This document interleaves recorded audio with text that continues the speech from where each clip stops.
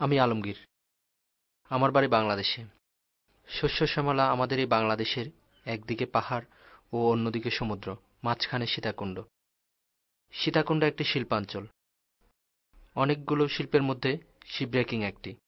এটি খুবই লাভজনক ব্যবসা। এখানে বাংলাদেশের বিভিন্ন জেলা থেকে এসে লোকজন কাজ করে, কিন্তু এখানে যারা কাজ করে তাদের জন্য নেই কোনো নীতিমালা। নীতিমালা না থাকার কারণে এখানে ঘটছে নানা রকম দুর্ঘটনা। তাদের জন্য নেই কোনো খাবার, থাকা, স্বাস্থ্যসম্মত পায়খানা, নেই কোনো গোসলের ব্যবস্থা। তারা যখন কাজ করে তখন তাদের কাছে থাকে না দস্তানা, চোখে চশমা, পায়ে জুতো। না থাকার কারণে তাদেরকে শিকার হতে হয় দুর্ঘটনার। অনেকে মারা যায়, অনেকে প্রতিবন্ধী হয়ে যায়। আমার বন্ধু সেলিম, সে কাজ করত শিপ ব্রেকিংয়ে। তার বয়স 25। আমি দেখেছি শিপ ব্রেকিংয়ে কাজ করতে গিয়ে, শিপের একটি পার্ট কাটতে গিয়ে আমার বন্ধু তার পা হারায়, কিন্তু কোথাও থেকে কোনো সাহায্য সহযোগিতা পায়নি। নীতিমালা না থাকায় এখানে কাজ করে শিশুরাও। তাই আমি চাই আমাদের এই শিল্প থাকুক, কিন্তু এটা একটা নীতিমালার মাধ্যমে কাজ হোক।